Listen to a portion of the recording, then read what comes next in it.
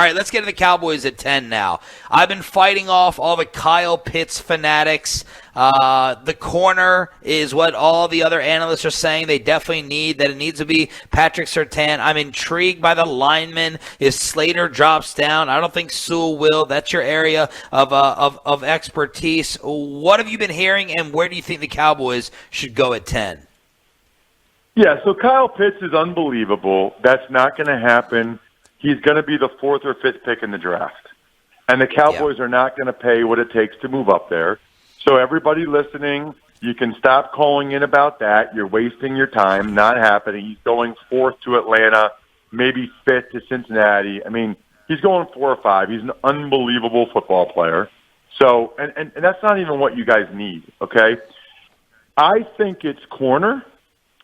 I don't think it's offensive line.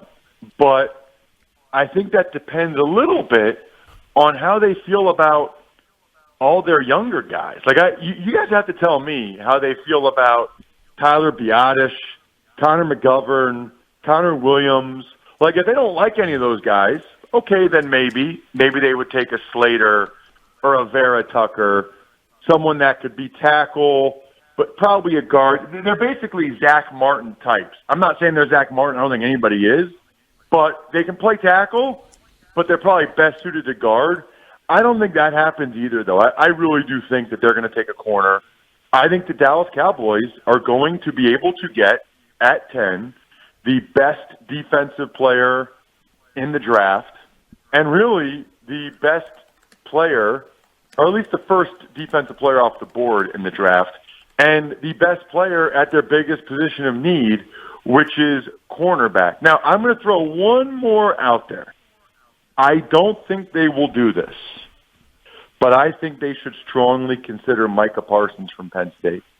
He is an unbelievable difference-making player, and I think there are very real concerns with both Van Der Esch and Jaylon Smith from a health standpoint, and I would say Smith from a production standpoint.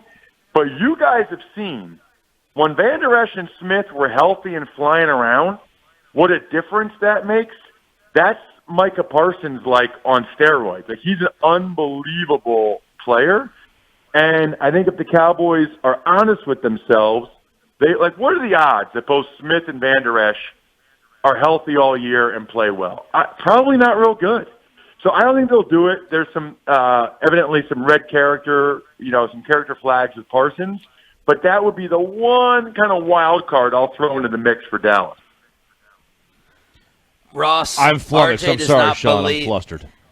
He doesn't believe he believes that linebackers are the running backs of defense, that they do not matter, and that you should not and cannot take one that early in the draft. Response. Hold on a second. You guys watch the Dallas Cowboys play football, right? Yes. You've seen the difference in the defense when Van Der Esch and Jaylon Smith are healthy and playing well, sure, versus when they're not healthy or not out there or not playing well. They make a big difference. I mean, how about the Bucs, Levante David and Devin White in the playoffs? Those guys. Now listen. The Eagles, I do the Eagles preseason games. They feel the same way. Eagles would never take a linebacker in the first round. But there are other teams like the Bucs that feel differently, and they just won the Super Bowl. And Devin White was a big reason why, and they took him at 5. Is there any player that you think is going to go higher than they should, that the Cowboys may have to move for? Maybe they have to move up for, because a player's going to get picked higher than they have to, an overrated player. The Cowboys have to move back. Is there somebody that's going to be in that spot that you think is going to go way higher than they actually should go? Well, look, I mean, I think there's a chance that there's 5 quarterbacks go off the board by 8. So I do think that is a possibility, and I think you could probably argue that several of those quarterbacks are kind of being pushed up the board. Mm-hmm. In terms of as it relates to the Cowboys, I think there's a chance that there are some teams ahead of them that could take Surtain. I think, or J.C. Horn from South Carolina. I don't envision it going this way, but theoretically, Surtain could go 8 to Carolina. They need a corner. And Denver could take J.C. Horn at 9. And then the Cowboys are just kind of left holding holding the bag, trying to figure out what they want to do there. Because then, if they agree with you and they don't think linebackers are worth it, okay. If, they're not going to take another receiver, that would be worst-case scenario for the Cowboys. They'd probably be scrambling to trade back at that point, or they would just take, like, Rashawn Slater and just say, okay, let's make sure we're covered on the O-line.